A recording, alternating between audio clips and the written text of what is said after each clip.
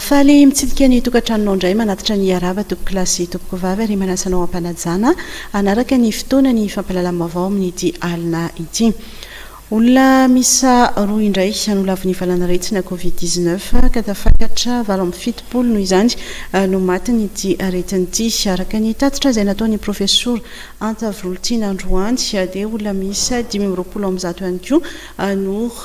voatily fa mitondra ny tsimokaretina omaly ary 720 ireo sitrana somatsara ary avy hatrany ny andinjiny mahakasika izay. Zany dia amin'ny alalan'ireo ataontsika hoe indicateur maro samihafa izay efa mahazatra antsika raha toy koa moa fa ho antsika izay mety hoe sambany vao mijery angana manaraka ny fandaharana dia toy izao zany no hitondra antsika ny fitaterana izany taremarika izany. Anomboantsika azy aloha dia hoentintsika zany ireo taremarika vaovao dia rehefa avy eo antsika tahaka ny mahazatra moa mijery ny isan'ny testa sy ny laboratoire nanao zany fitiliana izany dia miditra amin'ny fitsinjarana ireo atao tranga vaovao ny fitsinjarana ireo olona sitrana somatsara ary ny fitsinjarana ny ireo olona izay manao ny forme grave hoy itsika. Anomboantsika azy aloha mirana ity ampiandohana dia tombokontsika amin'ny nisy tokoa indray ny laviny ity valanaretina Covid-19 ity misa roa izy ireo. Ny anankiray notsaboina tao amin'ny hôpital militaire Soavinandriana centre hospitalier Soavinandriana, ny anankiray notsaboina tao amin'ny hôpital Joseph Raseta Befielatanana. Dia ity ampiandohana dia mirary fiononana feno ho an'ny fianakaviany izany olona laviny ity valanaretina Covid-19 ity ny tenanay. Ny forme grave dia ny ena anankidimy. Nisan'ireo sitrana somatsara kosa dia nisy 720 ary 520 nisan'ireo tranga vaovao. Raha hitantsika ilay misy isan'ny iba ho an'izay mijery fahitalavitra dia midika fa ny ena 430 nisan'ireo olona izay manaraka ny fitsaboana dia hoe ka aktifa hoy itsika zany hoe ireo olona izay mbola mitondra ny tsimokaretina coronavirus ankehitriny.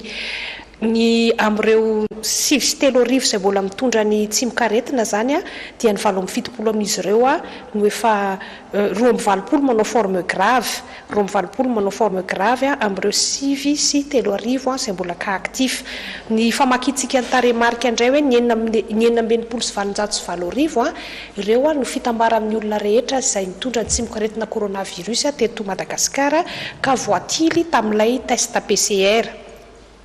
Ny isan'ny sitrana somatsara amin'izy ireo dia 770 sy 500 sy 500 ary 220 ny forme grave, 770 no lavin'ity valanaretina Covid-19 ity. Tsara ny manamarika fa le 920 sy 720 ireo zany dia voatily ny test PCR sy ny test gene expert. Ankehitriny indray tsika dia izara amin'ny mpiaino sy ny mpijery antsika ny fitambaran'ny test PCR amin'ity fotoan'ity ny PCR 570 sy 7 alina no vita test PCR zany dia eo no ahitana an'ireo le 920 sy 720 taterina tamintsika ireo hatramin'ny omaly fa 420 ny volana Jolay 20 sy 20. Hiditra indray zany isika ny amin'ny nisan'ny fitiliana natao nazahoana ireo olona vaovao ahitana nafana mitily ireo olona mitondra ny tsimokaretina coronavirus ireo. Ny test PCR dia valin'ny fitiliana avy amin'ny Institut Pasteur de Madagascar nanao fitiliana 770 ka nahita tranga vaovao 720 dia ny laboratoire centre d'infectiologie Charles Mérieux nanao fitiliana 520 ka nahita tranga vaovao 430. Ny fitambaran'ny test PCR zany dia 270 sy 300 ary 400 nisan'ireo olona vaovao voatily ny test PCR amin'ireo 520. Ny ambiny kosa ny 220 ambiny ahitana ny tsimokaretina dia natao an'ilay atao fitiliana hoe gene expert tao amin'ny CHU centre hospitalier universitaire Mère Enfant Tsaralalàna nanao fitiliana 920 ka ny 7 tamin'izy ireo no nahitana ny tsimokaretina. Tany Fianaratsoa dia nanao fitiliana 320 ka ny 4 no nahitana ny tsimokaretina. Ary tany amin'ny faritra Boeny dia nanao fitiliana 220 ka 10 no nahitana ny tsimokaretina. 70 zany ny fitambaran'ireo test gene expert nahitana ireo valipitiliana 220 ireo. Dia ankehitriny dia tsara foana ny mahafantatra ny fitsinjaran'ireo olona izay mitondra vaovao indray ny tsimokaretina coronavirus eto Analamanga ny 420 any mifaritra vakinakaratra ny 120 faritra itasy ny anankidimy faritra boeny ny 720 automatsiatra ny anakefatra ary tsy voafaritra ny anakefatra zay zany any momba reo atao hoe tranga vaovao dia tamin'ny toerana nahitana anazy ireo tsirairay avy dia izay no fitsinjarana afaka nozaraina tamintsika ankehitriny dia iresaka ny momba ireo sitrana somatsara isika misy 750 sy 200 no sitrana somatsara zay zany no nazavana hoe raha matoa miena 430 nisan'ireo olona le ka aktifa dia betsaka kokoa zany ny olona sitrana noho ny ka vaovao dia zay mahatonga ilay taremarika mbola iverenantsika moa amin'ny farany amin'ireo 750 sy 200 sitrana somatsara dia ny 170 dia nanao ny fitsaboana tany an-trano ary ny 80 kosa dia nanao fitsaboana tany amin'ireo toerana samihafa nandraisana tanana azy ireo ivelan'ny tranony zany na zany tany amin'ireo hôpitaly lehibe tany amin'ny centre de traitement sy ny sisa dia ndeha ho tsinjaraintsika izy ireo be felatanana anakenina hôpital militaire régional amparibe anankiray Anosy ala 3 nitsaboana teny Andotapenaka 4 no sitrana somatsara hôpitaly Anosy avaratra 2 no sitrana somatsara teny amin'ny centre de traitement teny Ivato 10 no sitrana somatsara tany amin'ny hôpitaly Nandramasina anankiray hôpitaly Natsirabe 4 Andrainjato Fianaratsoa anankiray tany Toliara anankitelo ny sitrana somatsara faritra Boeny 7 ny sitrana somatsara faritra Diana 10 ny sitrana somatsara ka 4 Ambanja anankiray tao Anosy ary 5 tsaboana tao amin'ny CHU tao Antsiranana ny teny amin'ny Kinampisavotovorona koa dia nisy 4 sitrana somatsara ary tany Andro nisy 2 Atsinanana nisy anankidimy reo faritra rehetra ireo zany nazahoana an'izay vaovao mahakasika ny hoe reto avy ny anay ny sitrana taty amin'ny faritra misy anay taty amin'ny hôpitaly na tany amin'ny centre de traitement ny forme grave no amaranantsika azy ny forme grave hoy atsika dia ny ena anankidimy io zany miovaova foana le forme grave arakaraky ny hoe misy tafavoaka somatsara araky ny tenin'ny professeur Kotomalala Davy Patrick moa hoe tsy ny diabetika rehetra manao forme grave korony dia hoe odimandry avokoa hoe ho lavin'ity valanaretin'ity fa marina fa betsaka kokoa ny olona misy diabeta misy tosodra ny olona vavety ny olona efa taizaretina ao anatin'le forme grave fa araky ny hitantsika zany dia misy foana ny sorana an'Andriamanitra ny tafavoaka somatsara amin'ireo forme grave ireo tahaka izany zao hoe tao amin'ny HIRB zao aloha dia ny amporoa ny forme grave eo lasa 320 tao amin'ny HIRA dia 76 ny ena anankiray tany amin'ny hôpitaly militaire zao dia 5 tafavoaka somatsara 2 no tazomina mbola manao forme grave teny Anosy ala dia ny ena 3 sisa ny olona manao forme grave amin'ireo olona raisina tany eny Anosy ala eny Anosy avaratra dia tsy misy intsony tafavoaka somatsara zany la ray tao Fenorivo dia ny ampiray lasa anankitelo Andotapenaka mijanona ho anankefatra Antsirabe mijanona anankitelo ary ny hôpitaly Rainjato any Fianaratsoa dia misy forme grave vaovao 4 raisina tanana any toy izay sy toy izay ny momba ireo forme grave ireo rehefa hitantsika moa zany hoe aiza daholo ny toerana misy ireo olona ary manamafy hoe mbola eto Antananarivo ihany no ivon'ity valanaretina Covid-19 ity rehefa hitantsika hoe nisy ny test gène expert atao manerana Anosy ny fitohizan'ny fitiliana zany mbola mitohy ny fitiliana nafahana mijery ireo tranga vaovao ireo ary namafisin'ny docteur Manitra teo moa hoe tena mbola misy ary mitohy foana ny fitiliana isanandro ary tsy PCR rery moa zany zao ny anaovana azy fa misy koa ny gène expert dia ndeha iverenantsika zany ny taremarika mirana tahaka ny mahazatra iverenantsika mba ahafahana mahazo tsara zany ny fivoaran'ity valanaretina Covid-19 teto Madagasikara ny ampy anankiroa ny lavo ny valanaretina 770 zany izy ireo ankehitriny ny ena 5 ny forme grave 220 750 sy 200 kosa no sitrana somatsara ka ny fitambaran'ny olona efa sitrana somatsara zany eto amintsika dia 770 sy 500 sy 500 nireo olona zay mbola mitondra ny tsimbokaretina kosa efa voatily zany ao anatin'ny mbola fanaramaso ny fahasalaman'izy ireo ao anatin'ny fitsaboana tanteraka dia 5 sy 300 ny eny 430 zany izy ireo ary ny tranga vaovao dia 520 ka ny fitambara amin'ny olona rehetra zay efa voatily ka mitondra ny tsimbokaretina coronavirus teto Madagasikara dia 720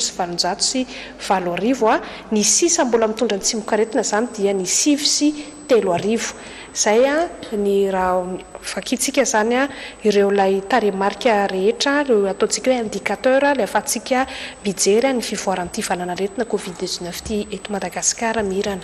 Notokanana tamin'ny fomba ofisialy androany ny toeram-pitsaboana ny covid-19 etsy amin'ny lapany tanora sy ny fanatanjahantena etsy Mahamasina nanatrika ny fotoana tamin'izany sy ny filoham-pirenena Andry Rajoelina. Vola Ravoavy sy Tsiry Rakotorso.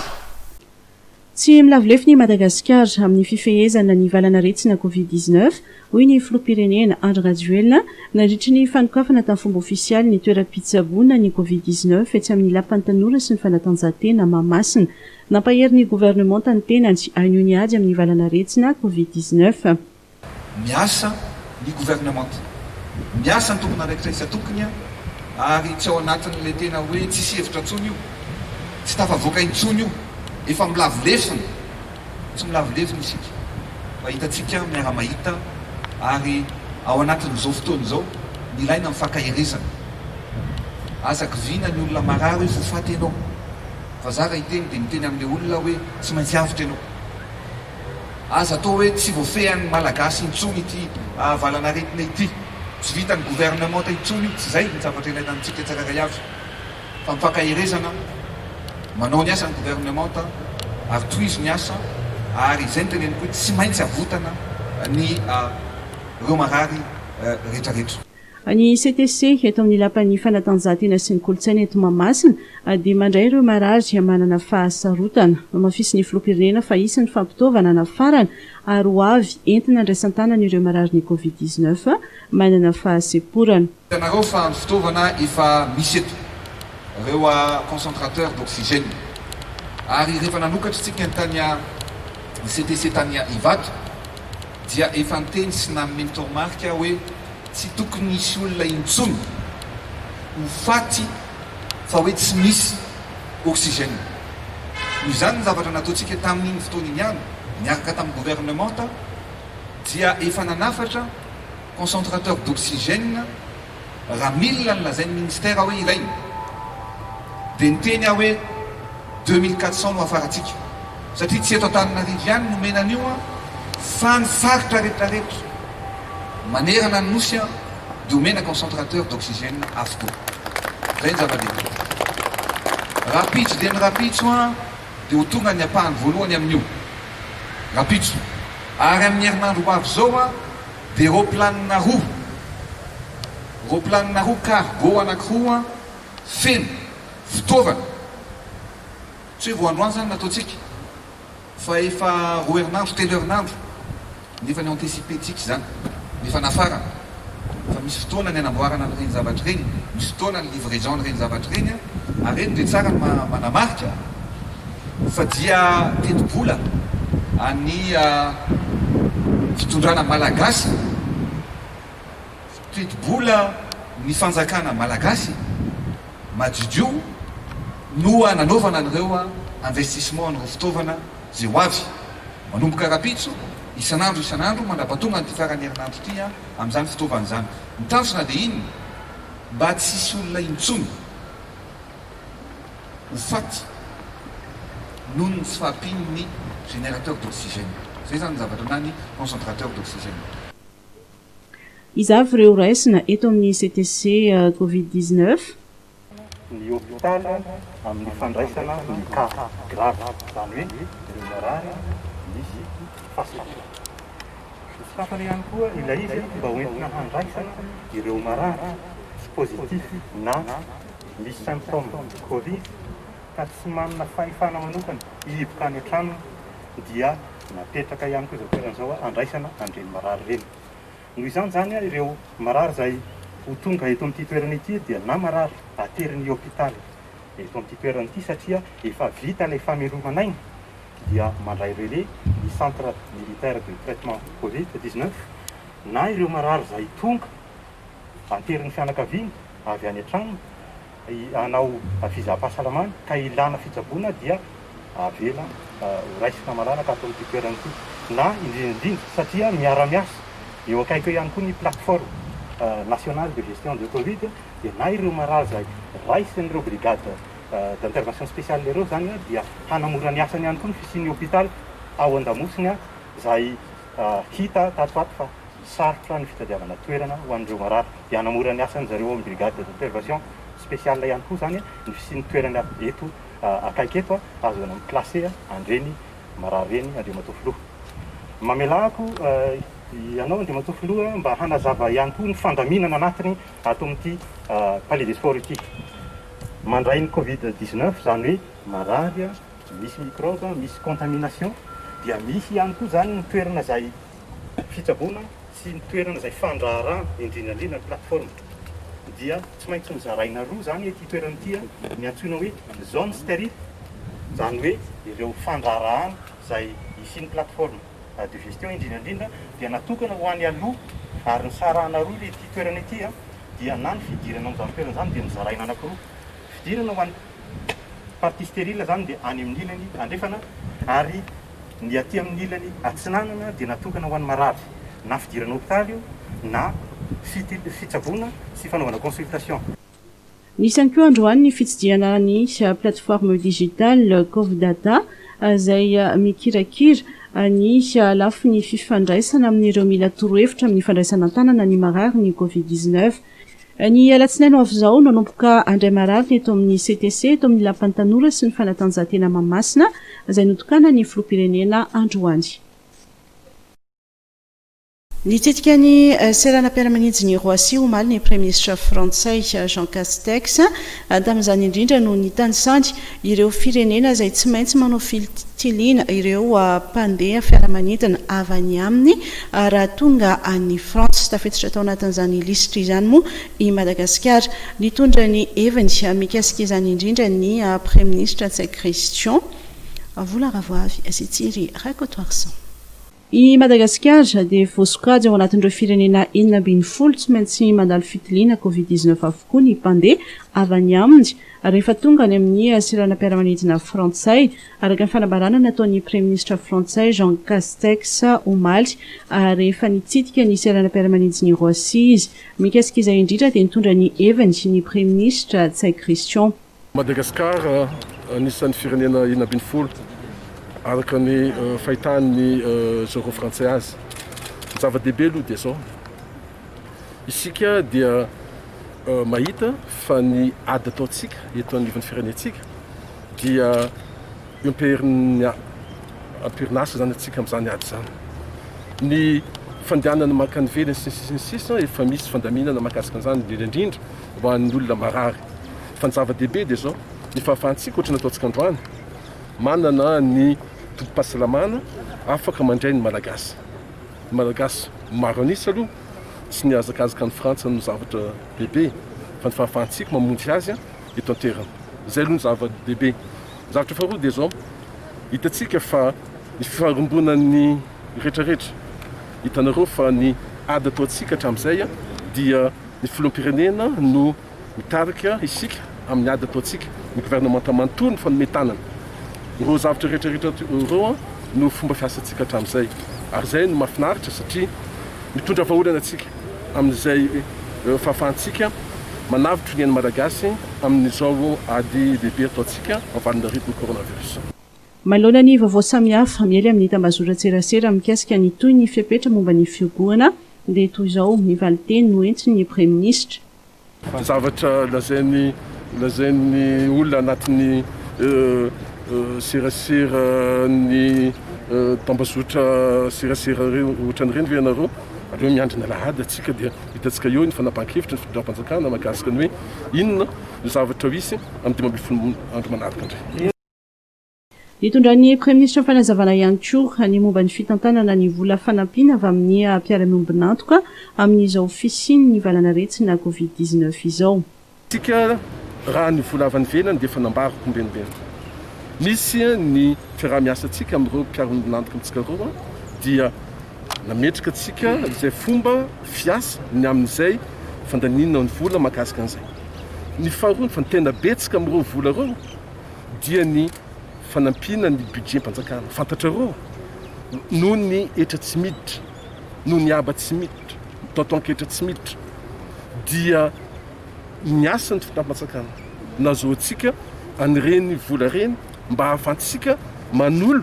ny banga ao anatin'ny kitabola manjakana vola reny raha tianareo ny fampiasana azy na lala azy ahoana moa nafatsika mandony karaman'ny kasi-panjakana amin'izao fotoana zao Antonie kely raha ohatra tsy miditra ny vola izay ny fampiasana azy zay tianareo fantatra hoe ohatrinona ny karamam-panjakana isam-bolana midira amin'ny site-ny ministère-ny économie et finance ny vola andoavatsika ny pension ny zokiolona sy ny sisa ny fampandehanantsika ny raha raha-mpanjakana amin'ny kapobeny dia misy vola mpanjakana madiodio eo anatiny firazan'andreo matofoloty eo nanafitra atsika amin'izao fotoana zao concentrateur d'oxygène be dehibe zavatra ataotsika dia zay rehetrarehetra zay no ifaharombona atsika fa zava-dehibe anankiray hafa tiako ambara amintsika dia zao tsika dia mandray lesony tamin'ny zavatra nisy teo ny fanontaniana mipetraka amintsika dia zao indrindrindra ampanao politika raha taloha rehefa misy ny crise politika tia moa crise ara-pahasalamana ny misy dia itatongana ny sandam-bola malagasy fanontaniana mipetraka dia zao mbola voafetsika ny fitantanany sandam-bola malagasy amin'izao fotoana zao faharoa miakatra ny vidiny entana ny fidangana ny vidim-piainana zany mahatratra any amin'ny 9 ka hatramin'ny 20 isan-jato tsika amin'izao fotoana zao mbola latsika ny 10 isan-jato ny fidangany ny vidim-piainana midika zany fa ny fitantanantsika reny vola rehetrarehetra reny na vola atsika na dia tsy miditra azy ny etra sy ny aba satria zay ny fanapahan-kevitra ahafahantsika manampy ny setra tsy miankina fanjakana nosoritan'ny praiministra fa misy ny tatitra tsy maintsy atao momba ny fampiasana ny vola fanampiana avy amin'ny mpiara-miombinatoka ara-teknika sy ara-bola marina moa fa ny praiministra tsy Christian no hita fa amin'ny vahoaka malagasy raha mpitso alina hitondra indray fanazavana misimisy kokoa sy anazavan'ireo fepetra samihafa izay horaisiny indray mandritry ny 15 andro manaraka amin'ny zao ady amin'ny valanaretiny covid-19 izao hanomboka amin'ny valora alina moa izany fandraisam-pitenenana izany fa manoloana ny resabe mikasika ny fakana fanafody maimaim-poana ho an'ireo olona izay voatily fa mitondra ny tsimokaretina covid-19 dia namoaka fanambarana ny ministera ny fahasalamam-bahoaka ireto avy ireo toerana fakana izany fanafody izany ho an'ireo izay manaraka fitsaboana any an-trano ho anatananarivo renivohitra dia eny amin'ny DGFS Befelatanana ho any Atsimon-drano dia eny amin'ny CSB ho anavaradrano dia eny amin'ny Brao SDSP Anosy Avaratra ho any Atsimon-drano kosa dia eny amin'ny Brao SDSP Atsimon-drano manomboka amin'ny alatsinainy fa 17 ny volana Jolay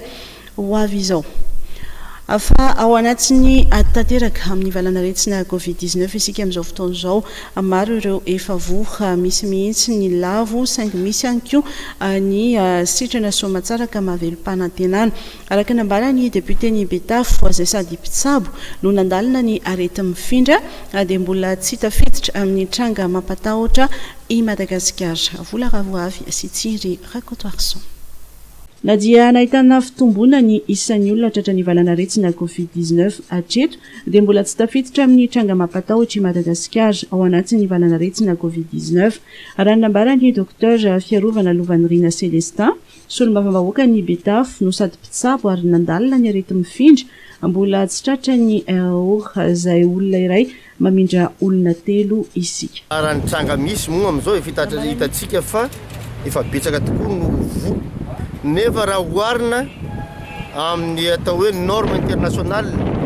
ohatra zao tsika raha miresaka ny momba ny natao hoe chef d'alerte dia misy 50 cas PCR positif zany amin'ny olona raha itsy zay natao hoe chef d'alerte hitatsika zany tany amin'ny tany Mayenne tany France zao natonga zareo taitra satria miankina par rapport amin'izay norme zay zany no ahafantarantsika hoe efa tonga any amin'ny chef d'alerte atsika ty ka itsika malagasy aloha dia hitako hoe voafehy ary tsy hoe ambanina ny aretina fa io na ray maty na roa maty dia mafy amintsika malagasy zany fa za kosa dia midera ny fitondram-panjakana zay tarian'ny filohandry ny Rina Rajoelina ary mandray anjara lehibe amin'izany ny fisian'ny CVO nampiena ny ty ka tsika ty zao tsika ne zao mbola vo 70 à peu près ny maty akoatran'lay tsy déclaré am'le cas suspect fa zay de mahita fa mbola au-dessous zany hoe ambanin'ny say ny d'alerte ny misy atsika eto Madagasikara ary araky ny teny professeur moa zay R0 ina moa dikan'izay olona anankiray io zay de mety mamindra any amin'ny anankitelo raha ohatra ka tsy mitandrina isan'andro dia anatin'ray volana izy de mety ho tonga lasatra any amin'ny olona eo amin'ny 700 na latsadratsaka ny mety ifindrany dikan'izay itsika am'izao fotoana zao de mbola ambany lavitra ny olona anankiray de mbola mamindra amin'ny olona roa zany mety mamindra amin'ny olona ray zany am'izao fotoana zao mbola ambanin' zany ary ny ka misy atsika malagasy am'izao fa raha ny any France ange ny olona ray hoe mamindra amin'ny olona ray faingo roa zany ny zavatra misy na mifindra amin'ny olona anankiroa isan'andro de io le mampiroborobo be ny aretina valana aretina any am'zareo ary hitatsika fa mitady hoany amin'ray confinement andre mandeha zareo satria tsy voafa le valana aretina fa ito amintsika kosa marina de marina tokoa fa misy ny cas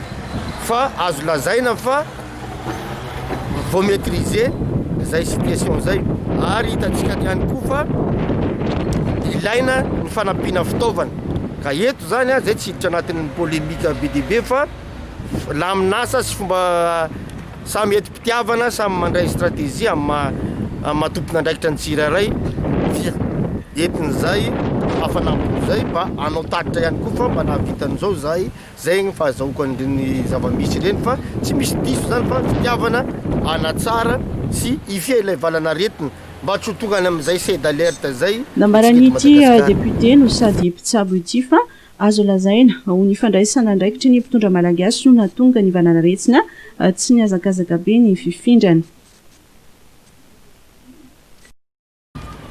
io tompoko dia za mahita hoe ny rehefa miatrika ady de mila kapiteny mitariky fa de misoran'Andriamanitra fa manana ny leadership fort ny filoham-pirenena de afaka mitariky atsika ary nandray stratégie tena mamaly tokoa an'izay ady amin'ny valanaretina zay de ny fanaovantsika arovava tany aloha betsika de efa nandray an'izany fepetra zany ary io tsy mijery hoe amin'ny toerana mipoka na amin'ny toerana akalamanjana fa tokony hanao arovava foana satria ohatrany hoe raha za zao manao arovava de ny olona akaiko manao arovava de tony hoe raha za zao raha samy tsy manao arovava za de mitovy amin'ny olona anankiray pipia dia fole olona anankiray etsy ary raha fa raha manao pataloha de lasa atao anaty pataloha fotsiny aloha le izy voalohany indrindra zay mihitsy le image hoe ianao manao kasibosy za manao kasibosy de mijanona voafe ao anatin'lay olona mitondra an'le votrika aretina aloha izy tsy mamindra any amin'ny hafa de tsy anatin'izay koa le fanajanan'lay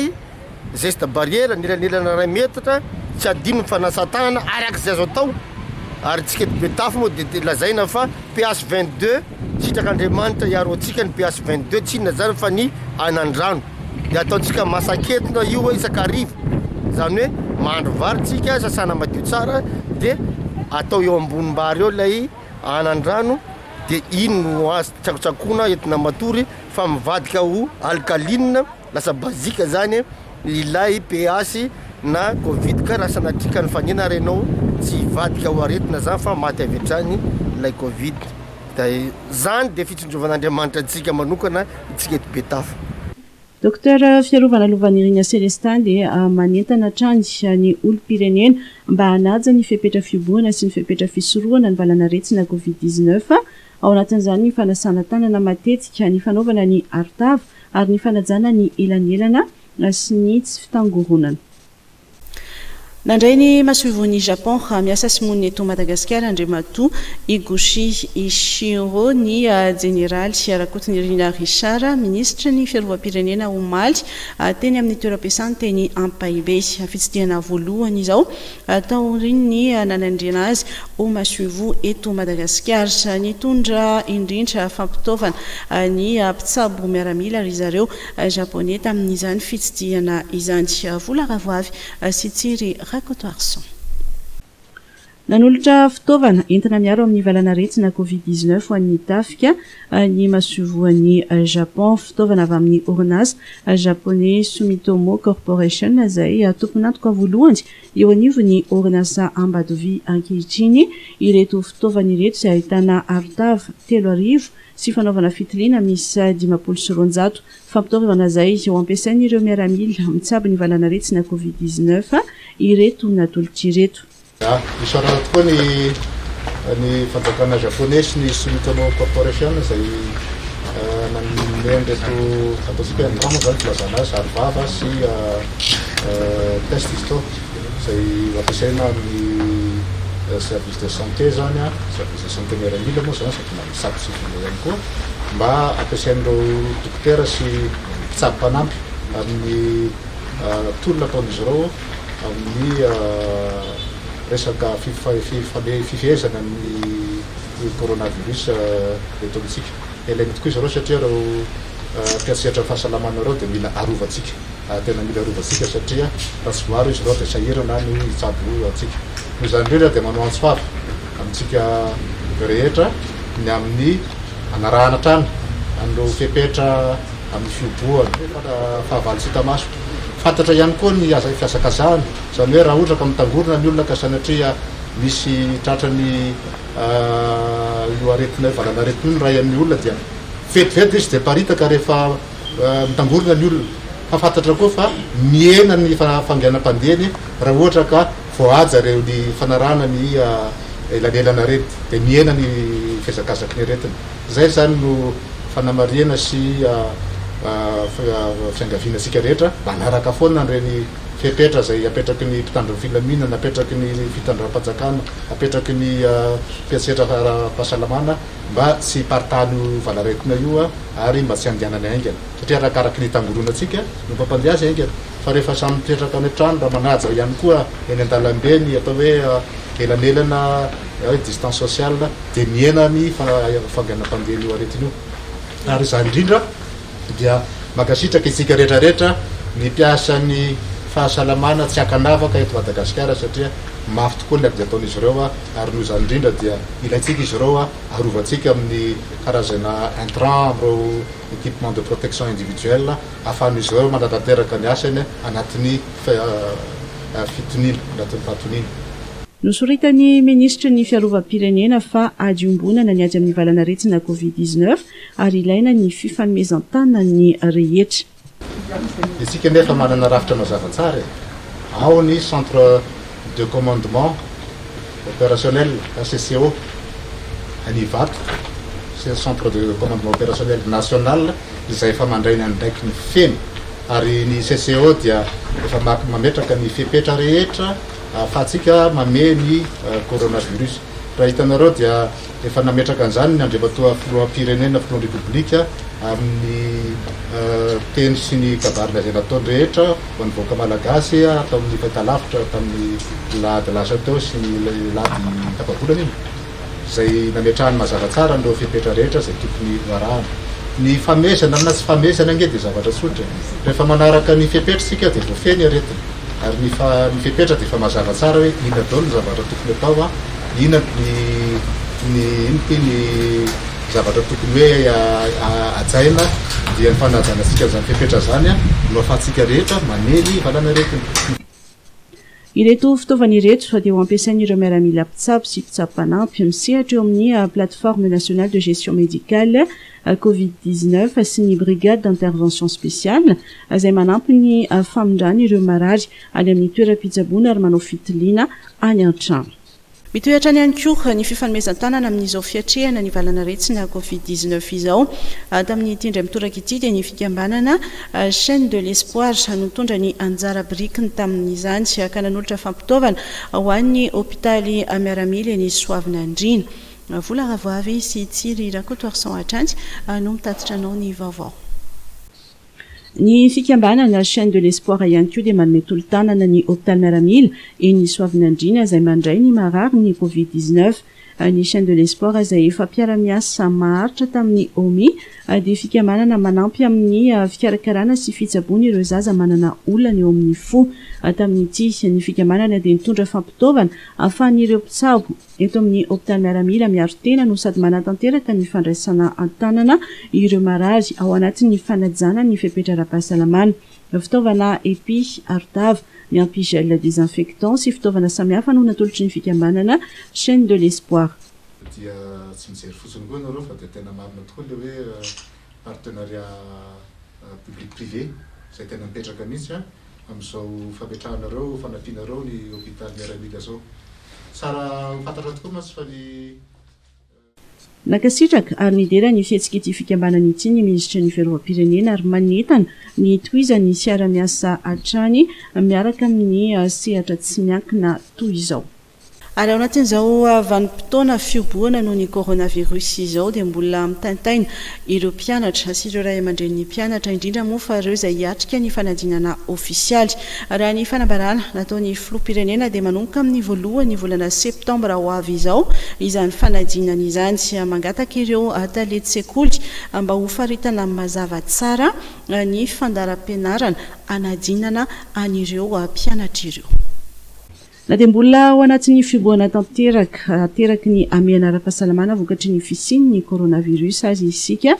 dia efa manomana ireo fanadinana ofisialy ireo tompony andraikitra eo anivo ny sekolim-panjakana, sekolim-pinoana sy sekoly tsy miankina rehetra. Ho an'ity farany manokana dia mangataka ireo talenty-tsekoly ny mba amoahany fitondram-panjakana fandaharam-pianarana voafaritra mazava tsara ahafahan'ireo mpianatra miomana amin'ny fiatrehana n'ireo fanadinam-panjakana samihafa manomboka amin'ny volana septambra ho avy izao. Raha tsy evina moa dia amin'ny voalohany volana septambra ny fanadinana CEPE, dia 14 hatramin'ny 12 septambra kosa ny BEPC ary anomboka amin'ny 12 ny volana oktobra ny baccalauréat. Tsy evina ihany koa fa efa tamin'ny 17 ny volana jona 2020 teo no namolavolana an'ireo lazahadina CEPE sy BEPC. Na dia eo aza ny ameana ara-pahasalamana dia mitohy atranjy ny asa fanamboarana ny kianja bare. Raha ny hita moa dia miditra amin'ny fanamboarana ny rihana faharoa ny tribune ny asa amin'izao fotoana izao. Vola ravoavy sy tsiry rakotoarso. Miditra amin'ny fanamboarana ny rihana faharoa amin'ny tribune ireo orinasa miandraikitra ny asa amin'izao fotoana izao. Eo ihany koa ny fandravana ny écran lehibe izay afindra toerana hafa. Raha ny fantatra dia hosoloana vaovao lehibe sy moderna kokoa ihany koa ny écran eo amin'ny kianjabe ny Mahamasina. Anomboka ny herinandro ho avy io ihany koa ny asa fanaovana ny fototra ny gradin vaovao ka hiara-dalana amin'ny tohin'ny asa ny fananganana ny tribune. Raha ny nambaran'ny tompon'andraikitra tena isan'ny mahatara ny asa dia ny fiatrehana ny ady atao amin'ny tsimokaretina COVID-19 satria raha nikiasa anafatra mpiasa 700 avy any Chine ny asa andro manalina ny orinasa dia tsy tanteraka izany. Voatery mpiasan-jato ny teto aterana no nalaina izay tsy miasa alina sy mody rehefa amin'ny efatr'ora. Ny fitaovana maro sy ireo engin avy any Chine koa dia tara be satria tsy avelan'ny firenena sasany mandalo ny sambo nitondra azy ireo avy any Chine. Vinavinaina ho vita ny volana oktobra 2020 ho avy izao ny fanamboarana ny kianja Barea etsy Mahamasina. Ary avy hatrany eto anatin'ity horonan-tsary manaraka ity kosa ireo vaovao tapatapany izay tsara ho fantatra indray amin'ity androany ity. Misaona indray ny tontolon'ny asa fanaovan-gazety Nodimandro Maliala teo amin'ny 70 taonany Idanira be mananjara feo fantatry ny rehetra ny hoditriny ny taona maro noho izy nanolotra ny fandarana ampita-pitao tao amin'ny radio nasionaly. Noho ny famindrapon'Andriamanitra dia tafody sitrana somatsara ato an-trano ao hoy Rasolo Elson Lanto tamin'ny pejy Facebook-ny sitrana ny aretina COVID-19 nahazo azy sy ministry ny angofo sy ny akoranafo. Ary efa ministry ny fitantanam-bola sy ny teti-bola tamin'ny fitondrana Rajonarymampianina izy. Rola nanao kolikoly tamin'ny zandary mba mitsorana dahalo voasambotra tamin'ny 20 Jolay tao Isoanala Betroka no nahiditra ponja omaly. Voalaza fa nitondra vola 10,000 ariary tany amin'ny biraon'ny vondro-tompoparitry ny zandarmariam-pirenena Betroka izy ireo ho tamby ny famitsorana dahalo roa nanao alatromby sy nanao famotsiana taratasy-nomby. Nangatan'izy ireo ihany koa ny amoahany ireo omby misy 10 amby 20 voatazona fourrière tao Isoanala tamin'ny 15 Jolay lasa teo. marina fa efa niezaka nanisy bola tamin'ireo mpanao fampitorana atao amin'ny brigady Soanala koa izy ireo no lavin'ny zandary sy asiany mpanao fampitorana moa zany vola izany ary izao niakatra fa mpanaovan'izao ny raharaha.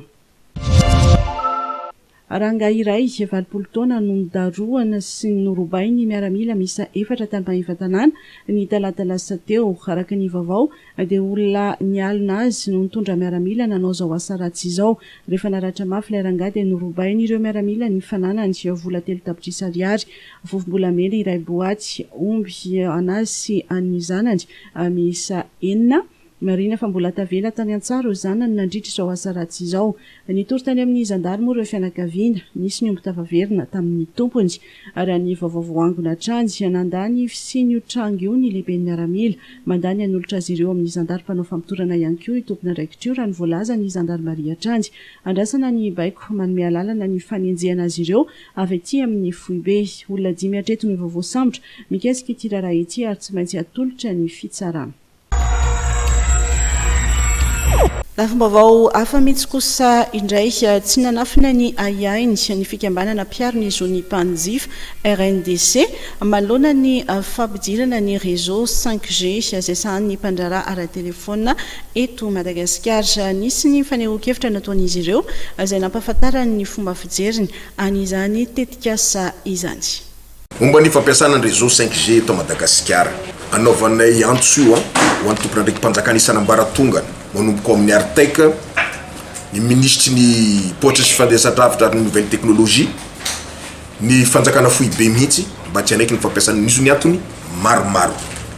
Ny antony maromaro zany dia tsotra, tsy ampy ny expérimentation momba an'io 5G io ary raha ny filazan'ny scientifique maromaro dia misy fiantraikany amin'ny ara-pahasalamana n'olombelona, ara-pahasalamana ho an'ny biby,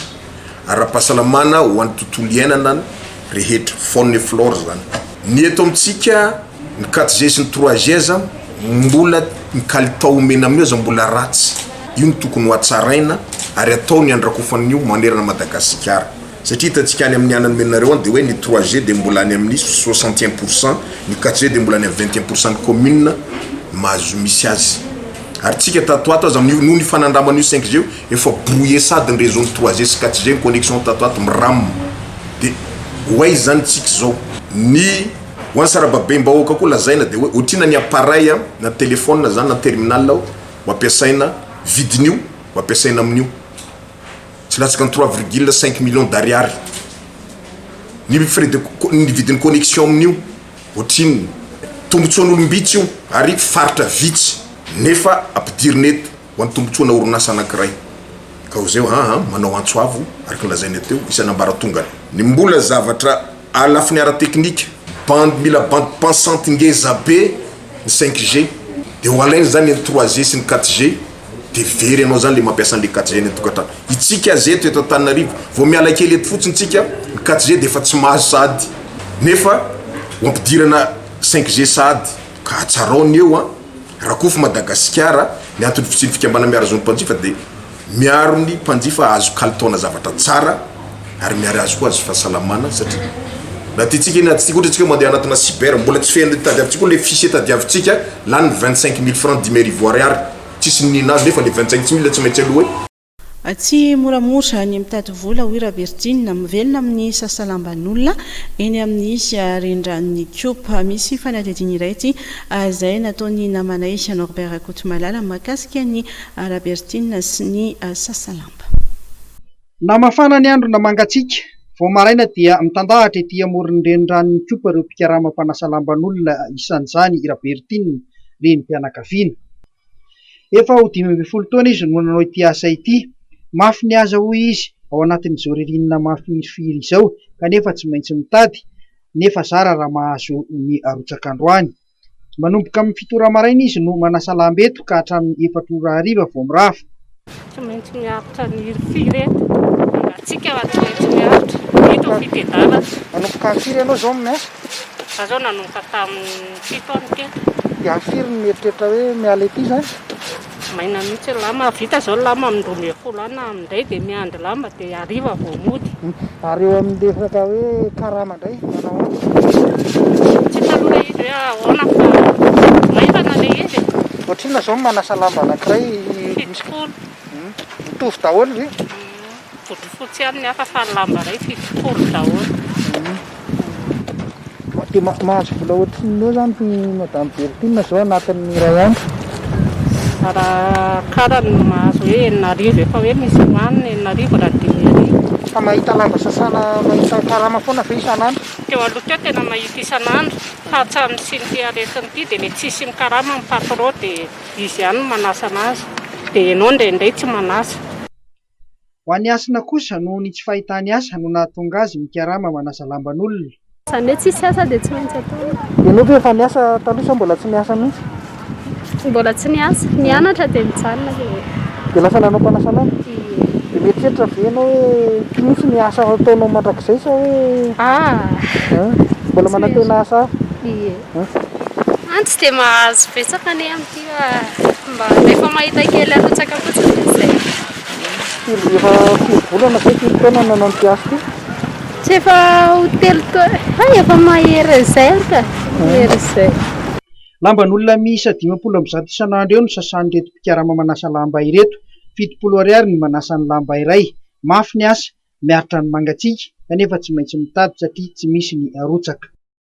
tsy iova firy ny maripana eto Madagasikara amin'ity farany herinandro ity raha hijanao mangatsiaka sy andrivotra atranjy amin'ny alatsinainy antsy vao isy ny fiakaran'ny maripana araka ny fanambarana avy amin'ny sampana mpamantatra ny toetrandro ny andinjiny avy atranjy mbola hitohy hatramin'ny rahampitso ny atsika izay miatra materana Madagasikara saingy andrasana kosa ny fiakaran'ny maripana ambony indrindra manomboka amin'ny alatsinainy ho avy izao ho an'ny faritra afovoantany sy ny ilany atsinanana araka ny vaovao nampitainy ny sampana mpamantatra ny toetr'ny andro mandra-piandro izany dia hitoetra andrivotra hatrany ny andro any Diana, Sofia, Boendy, Analanjorofo, atsinanana ary ny afovoantany rehetra ahery ny ranomasina amin'ny morontsiraka atsinanana manontolo hatramin'ny alahady 20 ny volana Jolay tombanany eo amin'ny 3 hatramin'ny 4 metatra ny avy ny onja mety hatratratra ny amin'ny 9 metatra mihitsy izany indraindray ho sarotsarotra araka izany ny fifamoivoizana eny an-dranomasina ary atahorana indrindra ho an'ny mpanjony madinika etsy-andanin'izany dia ho mafy ihany koa ny fitsiokan'ny rivotra amin'ny morontsiraka avaratra Atsinanana ary eo anelanelany Majanga sy Analalava izay mety arahina tafiotra 80 ka hatramin'ny 570 kilometatra isan'ora ho an'ny maripana kosa indray 10 ka hatramin'ny 17 degré izany ho an'Antananarivo 7 ka hatramin'ny 17 degré Celsius ho an'ny Fianarantsoa 7 ka hatramin'ny 14 degré Celsius ho an'ny Toamasina 9 ka hatramin'ny 30 degré ho an'ny Mahajanga 17 ka hatramin'ny 19 degré ho an'ny Toliary 19 ka hatramin'ny 19 degré Celsius kosa ho an'Antsiranana ivadika eo amin'ny lafiny fanatanjahantena kosa indray isika ny ekipan'ny Paris Saint-Germain no nandrobaka ny amboarany Frantsa resany tao amin'ny lalao famaranana tamin'ny rainy ohatra moa i Saint-Etienne enjana ny fifandonana nandritra ity famaranana ity ka naratra mafy tamin'izany ary voatery ny alan'ny kanja mihitsy moa i Mbappé teo amin'ny minitra 5 tatitra ny vaovao Norbert Rakotomalala. C'est une nouvelle coupe dans l'armoire à trophées parisienne, une 13e Coupe de France, un record, et ça valait bien un peu de champagne. Noromban'ny PSG ny amboaran'ny Frantsa ho an'ny taopilalovana 7-20 kotosa ao Malial tao amin'ny Stade de France ny famarana izay nikatrohan'ny PSG sy Saint-Etienne. Resin'ny PSG tamin'ny isa tokana rainy ohatra i Saint-Etienne baolina tafiditsy Neymar teo amin'ny minitra fa 4 ny olo batandry zareo Parisianina ny amboara. Isan'ny nampiavaka ity lalao famarana ity ny fisian'ny fifandomana mahery vaika nandritra ny 70 minitra anilalaovana ka naharatrana mpilalao maromaro indrindra ho andry zareo Parisianina. Teo amin'ny minitra fa 5 dia voadona mafy teo amin'ny kitrokely ny Mbappé taorian'ny takla nataon'ny Loïc Perrin vody laharan'ny Saint-Etienne. Tsy afaka nanohy ny lalao tsony izy azary nivoaka anikianja tamin'ny ranomaso nandritra ity lalao famaranana ity. Vaovao ratsy ho an'ny Parisianina ny fahavoazan'ny Mbappé ho Malial tao amin'ny Stade de France iny.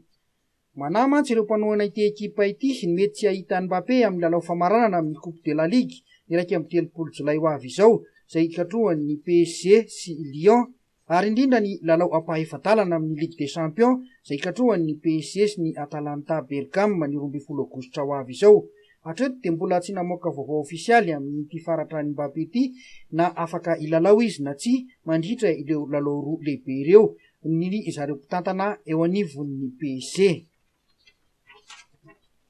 Dia ny vaovao mahakasika ny fanatanjahantena iny ihany koa no netiko indray marana tanteraka ny fotoana ny fampahalalam-baovao teto amin'ny fahitalavitra MATV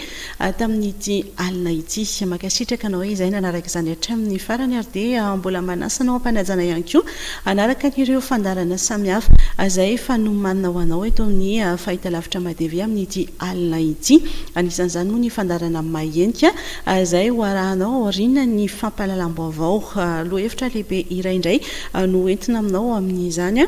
dia ny hoe krizy ara-pahasalamana vahaolana ny toe-karena maitso koa dia manasanao ary anaraka n'izay fanadihadiana sy ny dinidinika manaraka eo ihany koa mikasika n'izay lohahevitra izay mametraka ny veloma mandrapitafa vetivety izany.